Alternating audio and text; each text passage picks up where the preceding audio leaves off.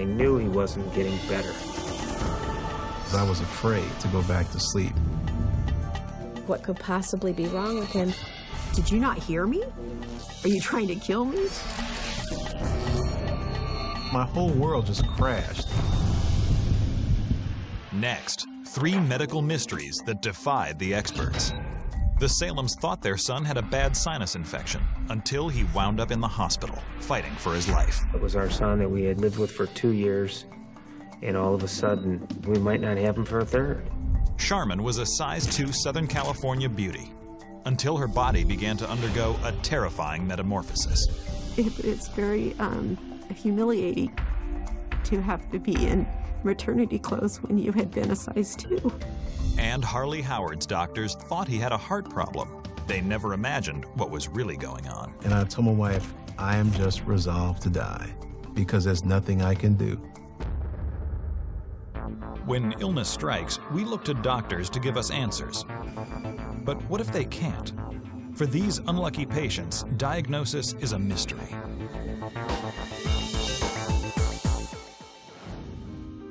In the spring of 1993, Jane and Ed Salem bring their second son, Alex, home from the hospital. The first few months with Alex at home was what I thought very typical. He was very similar to Michael, our other child, and he was pretty much a normal kid to us. At first, Alex seems fine, but soon Ed and Jane notice he's getting a lot of sinus infections.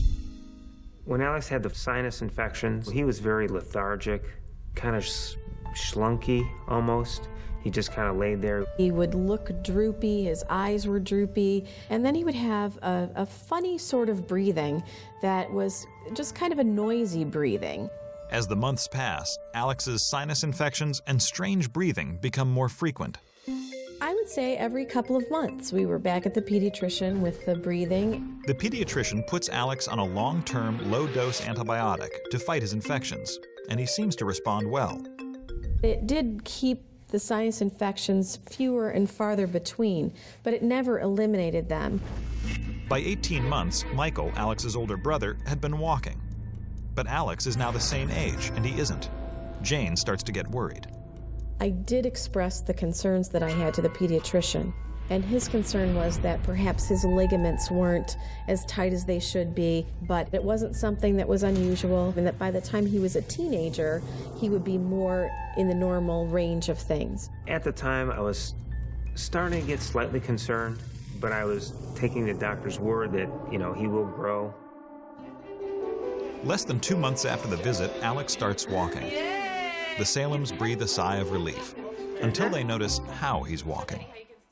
He just wasn't as sturdy of a child. His legs and arms and stuff didn't give him as much security. He was working to stay balanced, working to not fall. Alex never developed that ability to feel stable, and he was very clunky, almost like a Frankenstein walk. Then, shortly before his second birthday, Alex develops an ear infection that knocks him literally off his feet. He could hardly stand up. He'd stand up and fall over. I mean, he was like a noodle. That's when the pediatrician said to me that based on the fact that we had these walking issues, coupled with an ear infection that's gotten him off balance, he wanted us to go to a neurologist. Scared of what the balance problems might mean, Jane and Ed take Alex to see a neurologist. He looked at him, bent him around, felt his joints. He said, yeah, he is pretty loose. But as he continues with the examination, he discovers something bizarre. When he took the little reflex hammer and knocked on his knees and his elbows, he got no reflexes from Alex at all.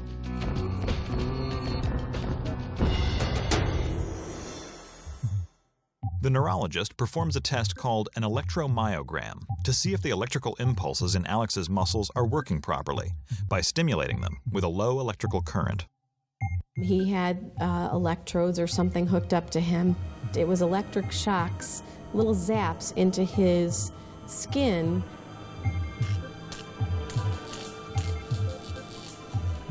And I remember just having a box of Kleenex next to me and just wiping tears away. It was heart-wrenching. The results of the EMG are perplexing. 2-year-old Alex has peripheral nerve damage in his arms and legs. Like static on a telephone line, peripheral nerve damage distorts and in some cases interrupts communication between the brain and the rest of the body. It could be an indication of injury, infection, or worse. The neurologist immediately orders an MRI of Alex's brain. I was most fearful that there was something wrong with his brain, a tumor, some kind of brain surgery that would have to happen. To everyone's relief, the MRI comes back clean. Alex's brain looks completely normal. But an otherwise healthy 2-year-old shouldn't have peripheral nerve damage. There had to be some underlying cause that he wanted to uncover. The neurologist sends Alex home and arranges for more testing. But before any more tests can be done, Alex develops another sinus infection, the worst one yet. Alex was put on an antibiotic. He was acting very sick, just kind of lethargic. His breathing was very bad. He looked very sickly. He had no energy. But this time around, the antibiotics are not helping. Within a day, Alex can barely move, and his breathing is labored.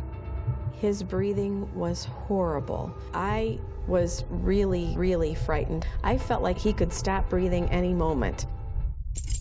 Ed and Jane rush Alex to the ER. I was holding Alex. I was trying to calm him. I wanted to be able to hold him tight, calm him, give him CPR if I needed to.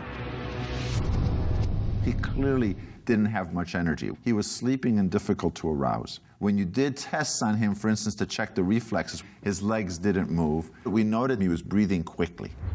Alex is hooked up to a glucose drip, and blood tests are ordered. When the tests come back, they reveal Alex's lactic acid levels are much too high.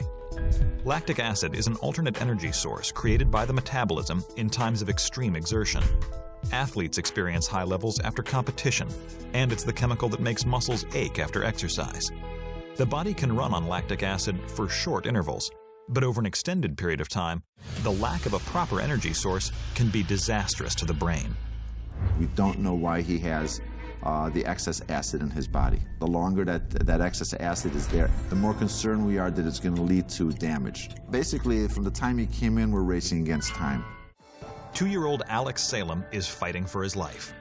He came into the ER just a few hours ago with what seemed like a bad sinus infection.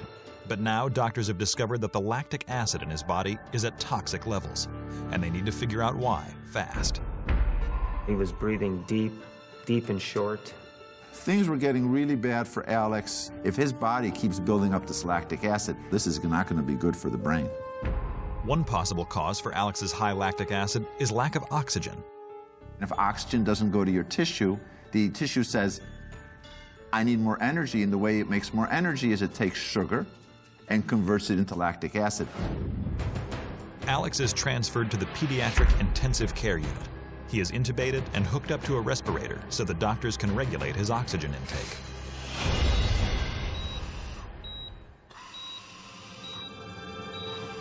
We had many different doctors that came in, lung specialists, kidney specialists, eye doctors, heart people. We had all kinds of tubes in him, and we were just praying that it would be ours forever. If the high lactic acid is being caused by a shortage of oxygen, 24 hours on the respirator should solve it. But when the doctors check him the next day, they see that Alex's lactic acid is still climbing. And I said, this doesn't make sense. There have to be other explanations. Is it possible that he has some sort of an internal problem in his body? Dr. Wisnitzer begins to wonder if Alex's metabolism could be malfunctioning. When we're processing sugar correctly, there's a whole little small factory that helps break down sugar into its elemental parts. There's different workers within that factory. And if the worker didn't show up, the assembly line falls apart. Dr. Wisnitzer consults with Dr. Douglas Kerr, a specialist in metabolic diseases, to determine whether all of these workers, or enzymes, are present in Alex's body. Well, there are 2 tests that were done in our laboratory. One was measuring lactic acid, and secondly was measuring the specific enzyme, Pyruvate Dehydrogenase complex, or PDC. If, as Dr. Kerr suspects, Alex is missing the PDC enzyme, then he will be having trouble metabolizing the glucose in his IV drip. If he can't break down sugar into energy, his body will make lactic acid instead. Dr. Wisnitzer replaces Alex's sugar IV with one that is protein-based. He was given a formula that was basically carbohydrate-free to basically see how his body could use alternate sources of energy. And then everyone, doctors and parents, wait. I remember a sense of, this is an endless wait. I feel like we were kind of in limbo. He was in such a delicate state.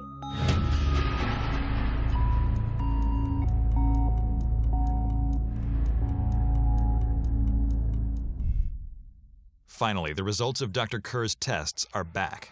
Their suspicions were correct. Alex's PDC level is extremely low.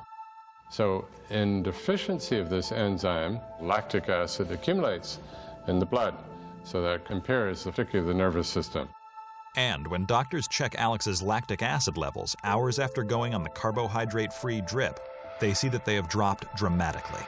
The only reason excess acid was building up was because you were giving him sugar.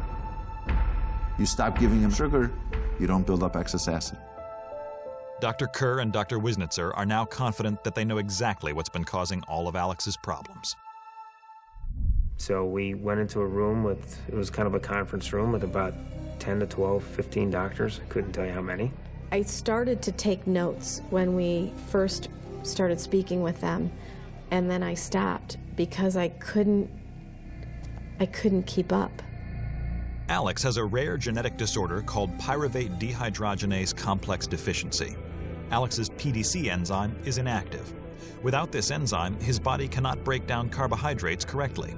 Instead of turning carbs into energy through the normal process, he gets energy by converting sugar into lactic acid, an inefficient and less powerful energy source. Eventually, the buildup of lactic acid will suffocate brain cells and cause brain damage. We felt like we were just being shot, one shot after another of what could possibly be wrong with him. It was our son that we had, lived with for 2 years, and all of a sudden, we might not have him for a third.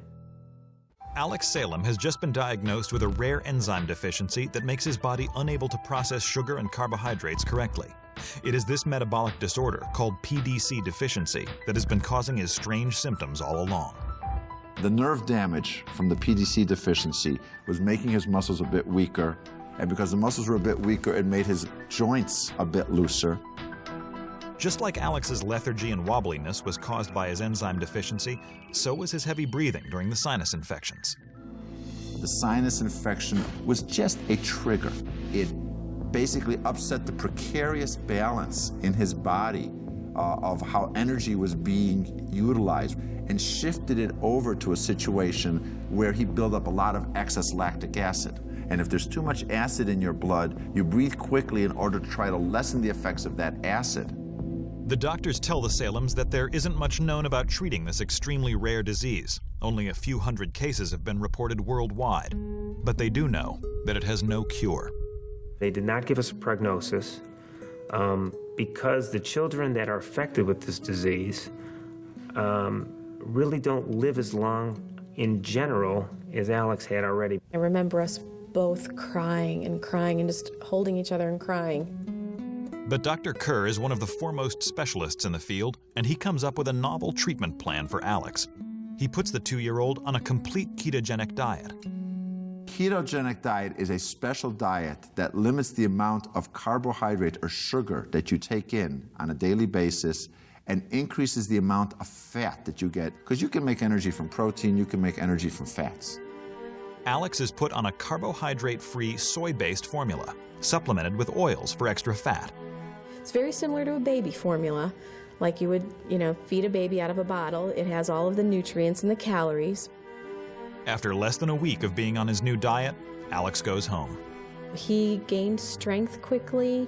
He was much healthier, hardly got colds at all. He was starting to look better, and he had a little bit of life in his eyes. Alex spends the next 10 years on Dr. Kerr's ketogenic formula.